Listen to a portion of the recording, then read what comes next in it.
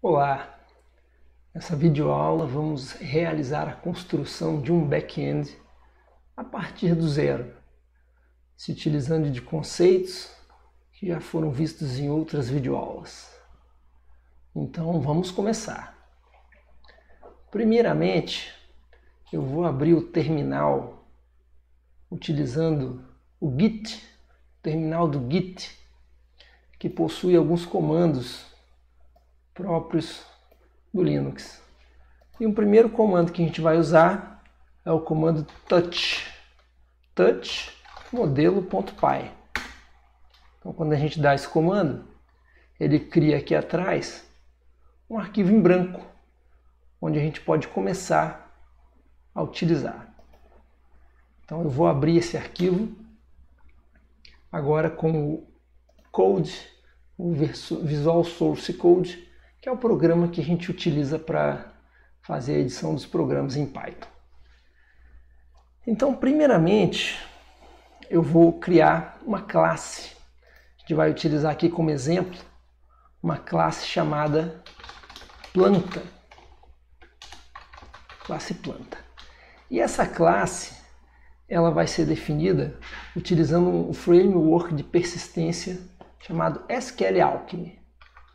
Então, o que eu vou fazer aqui inicialmente é fazer a importação from Flask SQLAlchemy import SQLAlchemy. Por que eu estou importando o SQLAlchemy do Flask SQLAlchemy? Porque isso aqui vai ser utilizado depois num back-end que vai ser tornado disponível com o Flask.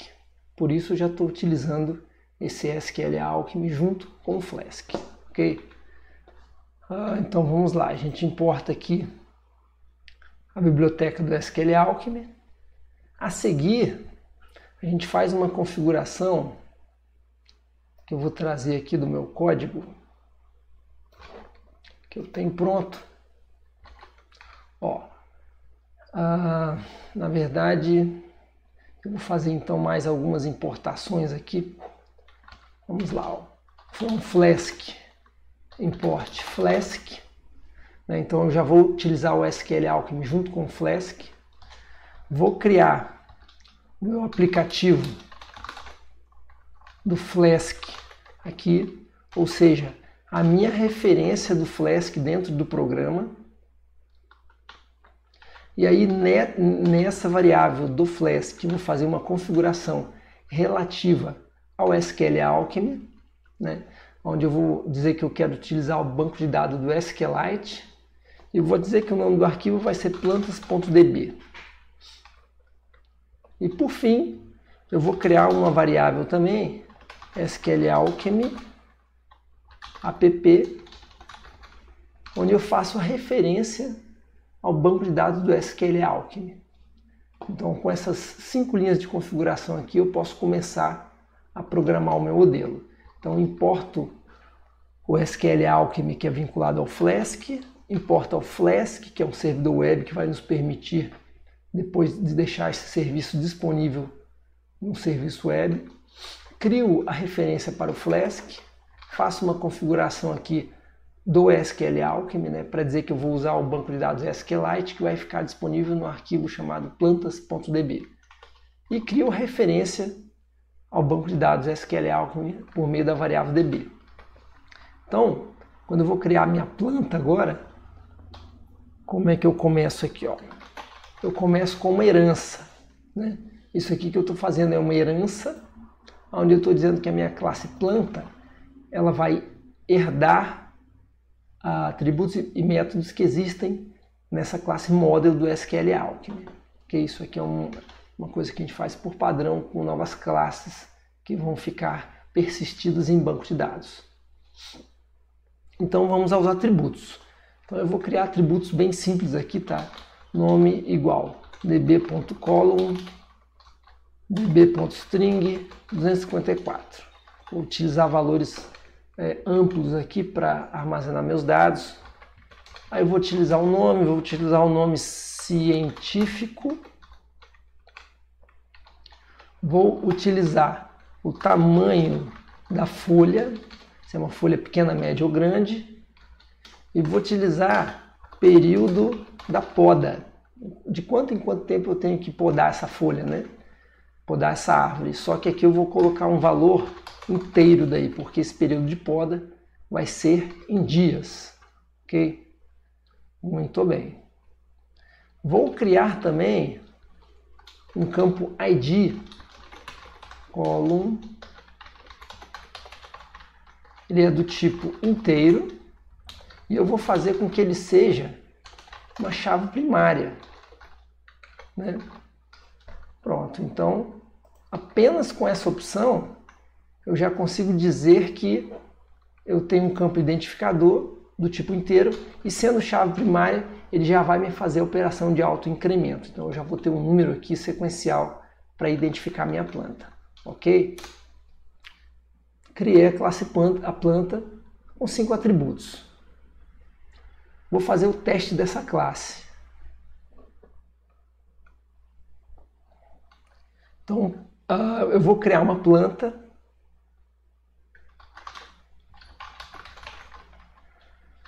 Vou criar uma planta aqui chamada hortelã. Vou dizer que o nome científico dela é igual a Mentha spicata. Vou dizer também que o tamanho da folha dela é pequena. E vou dizer que o período da poda é 60 dias. Posso até botar um comentário aqui, ó, em dias, né, para dizer que esse período de poda é em dias. Antes disso, eu tenho que fazer um procedimento aqui do SQL Alchemy, que é o seguinte: deboe.create all, ou seja, para cada classe que tiver declarada com SQL Alchemy, eu preciso que o framework crie as tabelas no banco de dados. Isso é feito com esse comando, create all, ok? Então aqui, nesse momento, eu criei a planta, criei o objeto planta em memória. Esse objeto ainda não está em banco de dados, tá? Se eu quiser aqui fazer assim, ó, print nova.nome, então vamos lá. Salvei. Vamos executar esse programa agora. Muito bem, vamos fazer agora o teste da pequena classe que a gente criou usando o SQL Alchemy. Mandando executar.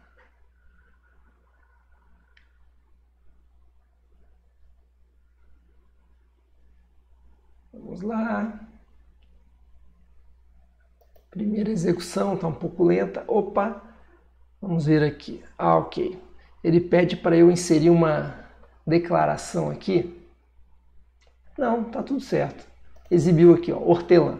Ele pede para eu inserir uma declaração, esse track modifications, senão ele fica dando esses avisos aqui. Então eu vou trazer essa declaração para cá, tá? Mais uma linha de configuração, né? Para ele não ficar dando esses warnings aqui. Ok? E aí nós já temos menos informação na tela. Então se eu executar o programa de novo agora, vamos lá, computador, hortelã, pronto. Ó, a minha classe foi criada, a minha classe está testada, né? Mas se eu observar aqui no meu banco de dados, né? O arquivo de dados está aqui, mas eu posso garantir para vocês que esse registro não está armazenado, né? Se eu abrir esse arquivo de banco de dados do SQLite num cliente, existe até cliente web para isso, e a gente abrir as tabelas, a gente vai ver que não tem registro, ok? Para eu salvar esse registro no banco de dados, eu preciso utilizar dois comandos aqui, ó, db.session.add nova. Então eu adiciono essa planta na seção do banco de dados e depois eu faço aqui a confirmação dessa gravação dos dados, onde então o dado vai estar realmente armazenado. Para a gente ter uma confirmação de que esse dado não está armazenado sem esses dois comandos, ó, eu vou comentá-los e vou executar o seguinte comando. Todas igual a dbSession.query planta. Então, com isso, ele faz uma consulta no banco de dados, né? E aí eu vou pedir para ele fazer essa consulta em cima da classe planta e vou pedir para me retornar todos os registros, all. Então, aí o todas ele vai se tornar uma lista com todas as plantas que estão no banco de dados. E aí eu vou fazer um for p em todas e vou mandar dar um print p.nome. Então eu percorro essa lista das plantas e mando exibir o nome, certo? E vou comentar esse outro print que estava aqui. Muito bem. Se eu criei a planta e se ela não foi armazenada no banco de dados, ele não deve mostrar nada aqui, porque ele não vai percorrer esse for. Então vamos ver. Muito bem, executando. Ó, não mostrou nada. Agora, se eu pedir para adicionar no banco de dados, né, efetivar essa gravação, esse armazenamento, agora ele vai exibir o nome. E aí a gente cai no primeiro problema de teste, que é o seguinte. Quando eu testo uma classe, eu quero ver se ela está funcionando como eu esperei, né? Então ela está aqui com as informações, eu coloquei as 4 informações, só mandei exibir uma, né? Então uma primeira melhoria que eu posso fazer é inserir um método chamado vamos lá, str. Ó. Então esse método ele me dá a expressão da classe em forma de texto. Então com isso eu faço um return aqui, né? Self.nome, e aí eu vou criar uma string com todos os atributos da planta. Nome científico,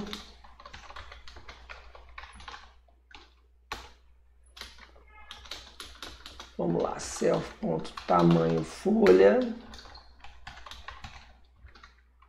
self.período poda. O período poda é um número, então eu preciso converter para string. E aqui, como eu fiz uma quebra de linha, né? Cada linha no Python é um comando, então para eu dizer que essas duas linhas são o mesmo comando, eu coloco essa contrabarra aqui. Então, ó, agora eu já vou fazer a primeira melhoria no meu teste, que é usar esse método str. Então, em vez de mandar p.nome, eu mando mostrar só o p, onde ele já vai exibir todas as informações da planta. Muito bem. Então, aqui aparece o primeiro problema. Ele está exibindo 2 vezes. Se eu executar de novo o teste, ele vai exibir 3 vezes. E assim por diante. Esse teste está sendo acumulativo. Esse teste não está idempotente. Uma execução idempotente, ela acontece da mesma forma toda vez que eu executar o teste. Então, como é que eu vou transformar esse teste num teste idempotente? Eu vou fazer o seguinte. Eu vou fazer uma verificação aqui, ó. Vou verificar o seguinte. Se... Aí agora eu vou usar uma biblioteca os.pf, plantas.db, né? Ou seja, os.pf.exists, né? Ou seja, esse arquivo existe? Existe. Então eu vou remover esse arquivo. Certo? Então com isso, bom, precisamos importar essa biblioteca OS aqui. Essa aqui é uma outra forma de eu importar a biblioteca, né? Eu digo que eu quero usar essa biblioteca e aí na hora de eu usar o comando eu coloco o nome da biblioteca .comando, né? Aqui em cima eu importei o Flask de uma outra forma, mas aqui eu posso fazer a importação dessa maneira. Então olha lá, se existe um arquivo de plantas, apague esse arquivo. Então com isso, Ele não apagou o arquivo ainda. Pessoal, então assim, para evitar esse tipo de erro que aconteceu, né, como a gente está mexendo com arquivo físico, arquivo de banco de dados, né, a gente vai usar uma outra configuração, que é o seguinte. Eu vou trazer ela para cá. Aqui, ó. Pronto. Então, com esse comando aqui, path.dirname os.pathfile, eu consigo pegar o caminho, né, desde a origem aonde esse programa está sendo executado, esse programa aqui. E aí nesse caminho, né, eu vou colocar, eu vou fazer uma junção desse caminho, que aqui no Windows é C2 pontos, barra alguma coisa, né? Vou juntar esse caminho que eu peguei atual junto com o nome do banco de dados, plantas.db. Vou concatenar, né? Para eu concatenar essa string aqui, eu vou usar esse os.path.join, porque isso aqui não é uma variável string simples, isso aqui é um caminho de banco de dados. Então, e eu vou jogar isso numa variável chamada arquivo BD. E aqui agora eu vou somar essa string com esse arquivo BD, certo? Então agora eu tenho o caminho onde o meu programa está executando, o nome do arquivo, e agora eu estou fazendo a declaração do banco de dados com esse caminho completo. Então isso vai ter duas vantagens, né? Primeira, não acontecer esse erro que aconteceu aqui, porque quando você coloca esse path aqui, você não sabe se ele está supondo que eu estou no diretório atual, você não sabe se está supondo que ele está em outro diretório de execução, né? Como a gente vê aqui no terminal, ó, que ele está em outro diretório, né? Não é o diretório onde está o programa. Então dessa forma eu coloco o endereço absoluto de onde está o banco de dados, o que seria similar se eu estivesse, por exemplo, usando MySQL, eu dizer onde é que está o endereço do servidor do banco de dados. Com isso também, eu já evito de ficar repetindo esse nome de arquivo aqui, ó, né? Então eu coloco arquivo BD e pronto. Se eu mudar o nome do banco de dados, ele já muda em todas as suas utilizações. Então agora a gente está definindo um caminho fixo para esse arquivo de banco de dados. Vamos ver se agora a gente consegue ter um acesso uniforme a esse arquivo aí. Opa, tivemos mais um problema aqui, ficou sobrando uma aspas, ok. Vamos executar de novo. Muito bem, dentro de instantes. Ok, agora sim. Agora ele achou o arquivo, apagou. E aí cada vez que eu executo o teste, ele age da mesma forma. É muito importante botar esse caminho fixo, porque quando o servidor do Flask for utilizar esse arquivo aqui, se esse caminho não for fixo, ele também considera um outro caminho de execução do programa, e aí quando a gente roda esse programa, ele cria o banco de dados num lugar, e depois quando roda o Flask, ele vai procurar esse arquivo em outro lugar. Então com esse comando aqui da linha 5, ó, eu busco o path onde esse programa está sendo executado, e é lá que eu crio o banco de dados. E aí a gente resolve esse problema. Um próximo aprimoramento que nós vamos fazer nessa classe é o seguinte: nós temos que preparar essa classe para ela ser utilizada por um back-end. E para isso eu preciso fornecer à classe a capacidade de ela se expressar no formato JSON.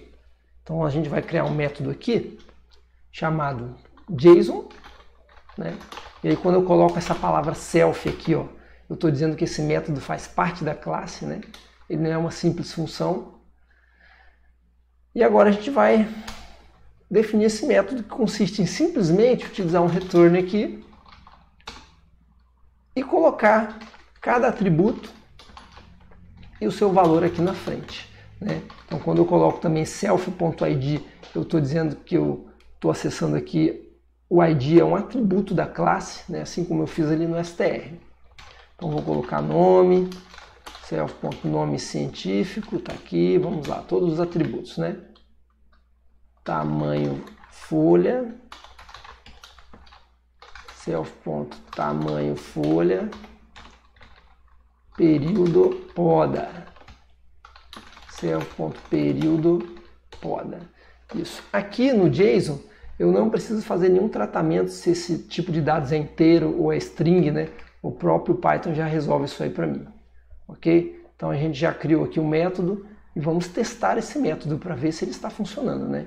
Então aqui eu dou um print, eu posso dar um print também no p.json, fazendo assim o teste desse método. Vamos executar. E dentro de instantes teremos aqui, pronto, temos a informação agora da planta pelo str, temos a informação agora da planta no formato JSON. Veja que essa informação ela não está totalmente no formato JSON. O formato JSON ele requer o uso de aspas duplas, e aqui nós temos aspas simples. Então tem outro vídeo sobre conceito de back-end que eu usei o comando dumps para fazer esse ajuste, mas a gente não vai fazer mais assim. A gente vai fazer lá no back-end o uso de um comando chamado JSONify para fazer esse acerto. Mas no primeiro momento, então, nós temos a nossa classe planta com os métodos que eu preciso, JSON, né, especificamente, que vai ser utilizado pelo back-end. O método str ele é útil para eu fazer o teste da classe, ele me ajuda nisso, né? Inclusive eu posso adicionar aqui, ó, o self.id. Ele também é uma informação interessante, certo? Vamos executar de novo aqui. Então também é interessante você ver todos os atributos da classe quando você está fazendo o teste. Pronto, está aqui. Muito bem. Antes de eu começar o back-end, eu vou fazer um ajuste importante aqui na classe. Quando eu defino a classe, que vai aqui do class até o final do método, esses comandos que tem depois são comandos para testar a classe, né? Para criar o banco de dados, testar a classe. Quando eu fizer o back-end, eu vou importar essa classe de modelo para eu usar uma planta, né? O meu back-end vai fornecer uma lista de plantas, o meu back-end vai usar o método JSON dessa classe planta, mas eu não quero que ela execute esse código de teste, né? E para fazer com que isso aconteça, eu preciso colocar um if aqui, né? Então assim, eu vou colocar um if que vai proteger esse código, ele só vai ser executado esse código quando eu estiver executando o arquivo modelo.py. Se eu estiver importando o arquivo modelo.py, esse código não vai ser executado. E que if é esse que faz essa proteção? É esse if aqui, ó. É o if que vê se o nome do programa que está sendo executado é esse programa principal modelo.py. Então assim, quando esse programa está sendo executado, o nome dele se chama main, né? E aí então quando esse modelo.py está sendo importado, né, essa condição não é verdadeira, certo? Acontece outro valor aqui. Então com esse if, na verdade eu nunca testei para ver que valor é esse, né? Mas eu sei que quando ele está executando esse programa, o nome do programa que ele se chama é esse, main, underline main, né? Então, se eu colocar esse if aqui, e agora eu preciso subordinar todo esse código a esse if, então eu dou um tab, né? Porque é assim que a gente coloca código dentro do if, é por meio de tabulação. Então, com esse comando eu consigo proteger a execução desse código, estando subordinado apenas ao fato de o nome desse programa se chamar dessa forma. Muito bem. Se eu executar novamente, não vai haver alteração nenhuma aqui, porque eu estou executando o modelo.py, eu não estou importando esse programa. Muito bem, vamos começar a construção do back-end. Então eu vou criar um outro arquivo aqui nessa pasta do projeto. Eu vou fazer o seguinte, eu vou dar um save as e vou chamar esse arquivo aqui de backend.py, né? E aí já posso selecionar tudo e apagar, pronto. E aí é o seguinte, eu preciso agora criar algumas importações do Flask, né? Importação do SQL Alchemy também que eu vou utilizar. E aí eu poderia repetir todos aqueles comandos que estão aqui no modelo. Então vamos abrir a pasta aqui do meu projeto.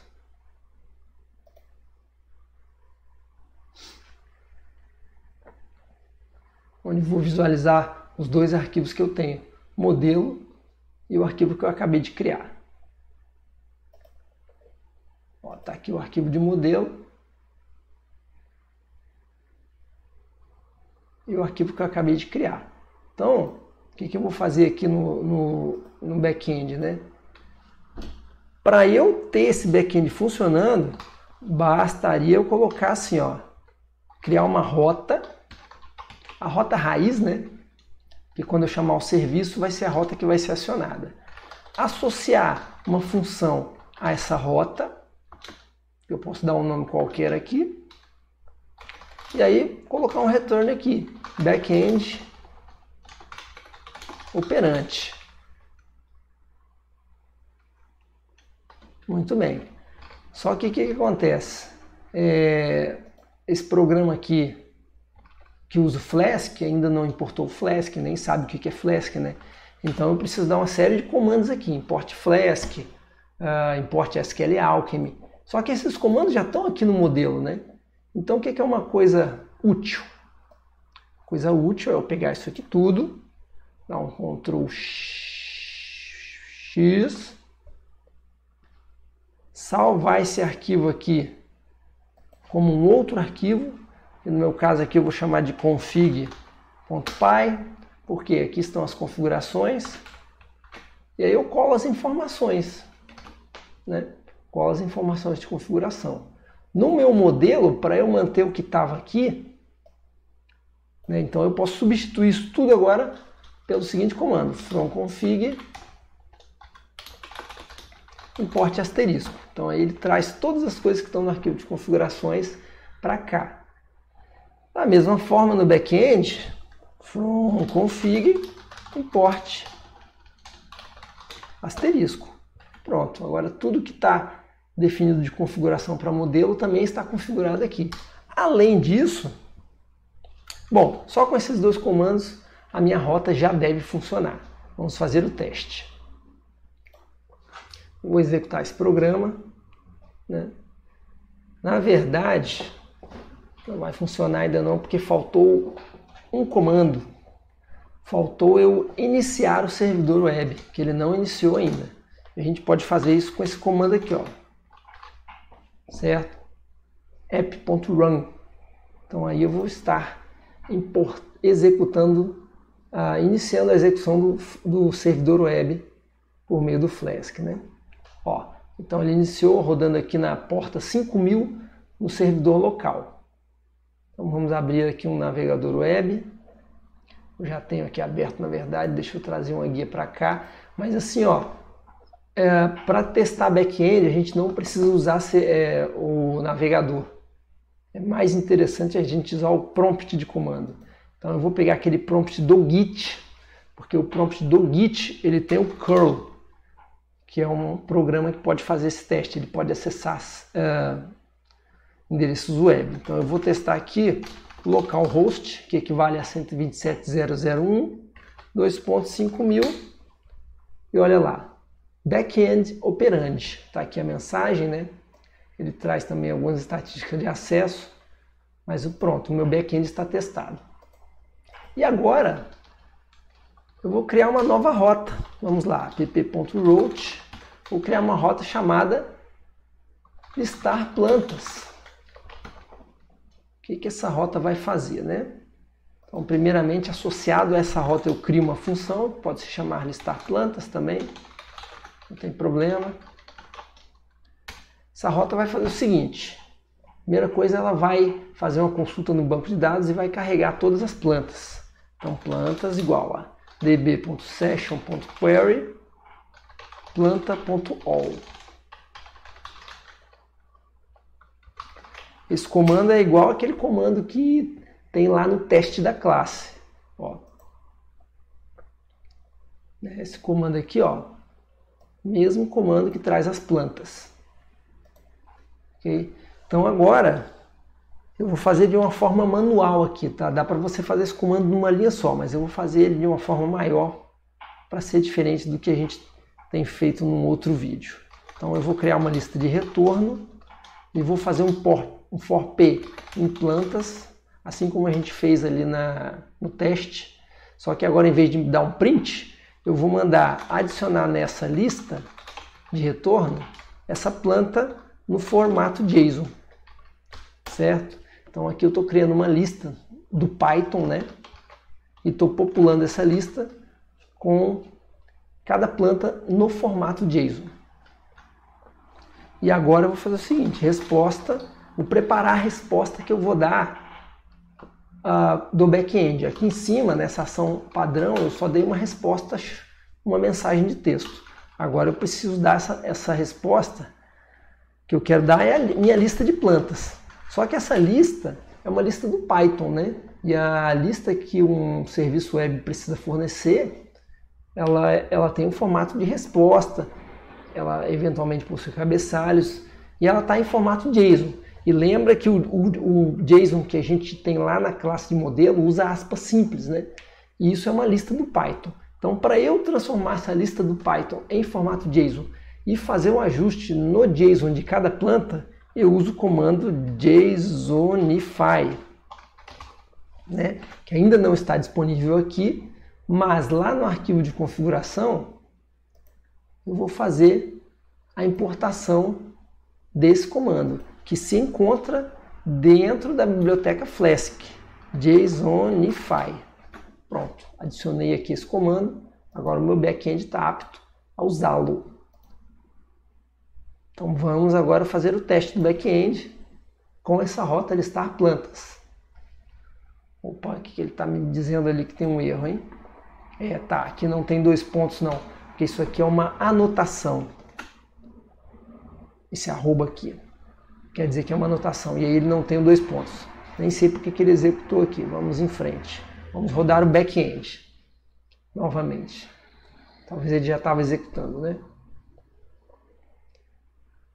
Muito bem, levantando o servidor back-end. Ok, agora vamos aqui no terminal do Git para fazer novamente o curl 5000, servidor operante, e agora 5000 / listar plantas. Pronto. Opa, deu um erro aqui. Ah, que interessante, nome planta não está definido. Muito bem, o que faltou eu fazer aqui também?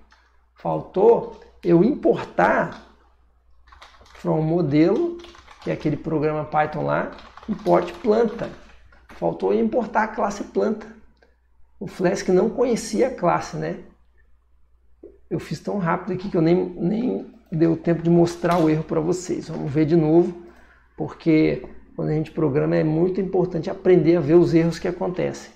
É assim que a gente consegue descobri-los no programa. Mas já é um hábito, né? A gente já resolveu o problema. Então vamos lá, eu vou fazer a chamada de novo. E aí aqui no back-end ele mostra, ó, nome planta não está definido. Foi lá na linha 10, no listar plantas. Vamos ver aqui, ó, a linha 10 exatamente. Foi essa hora aqui que ele foi fazer a consulta. Então a gente finaliza o servidor. E vamos agora tirar o comentário aqui, fazer esse import. E executar novamente o programa. Muito bem, levantando o back-end. Levanta back-end. Levantou. Vamos acionar o curl aqui com a rota listar plantas. Opa, mais um probleminha, hein? Vamos investigar agora aqui, gente. Pessoal, já está identificado o erro, né?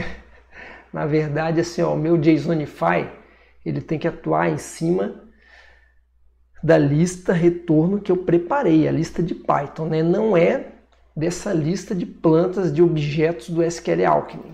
Então isso aqui não está correto. Eu quero JSONificar o meu retorno, ok? A minha lista que eu construí com elementos JSON, aí eu posso JSONificar. Realmente não tem como ele JSONificar objetos lá do SQL Alchemy. Até tem, mas a gente preferiu utilizar esse método JSON aqui que a gente construiu, que dentro do que eu já vi me parece a forma mais simples de eu ter a expressão JSON das classes, ok?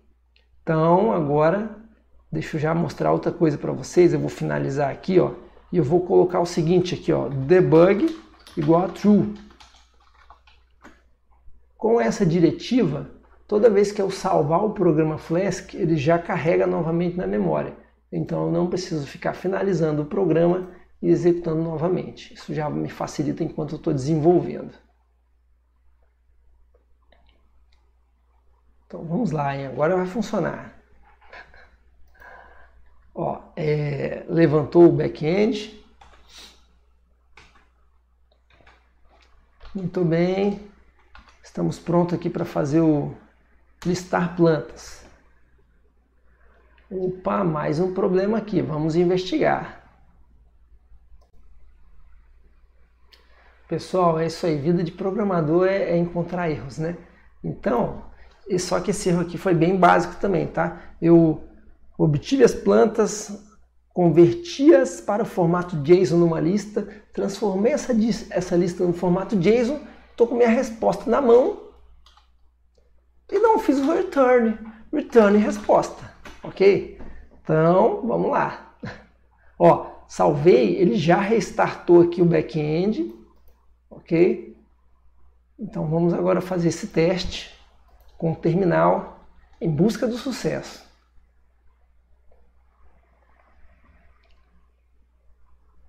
Vamos lá, listar plantas. Muito bem, aqui está a planta, pessoal, finalmente. Então aqui eu tenho a planta no formato JSON, né? E agora ela está prontinha, né? Ou está quase pronta para a gente poder passar isso aí para um front-end e exibir esses dados. Então vê que o meu JSON ele inicia com um colchetes aqui, que significa em JSON lista, né? E aí para cada elemento eu tenho chaves e campo valor, campo valor, campo valor. Ok? No meu campo aqui JSON está faltando nome científico, né? Vamos ver o que eu vi aqui na classe. Vamos ver na classe modelo. Faltou aqui, ó. Ixi, eu fiz uma confusão. Ó. Vamos lá. Vamos acertar isso agora. Nome é nome. E nome científico é nome científico. Salvei. Ó, ele já atualizou o back-end, que está com debug igual a true. Então,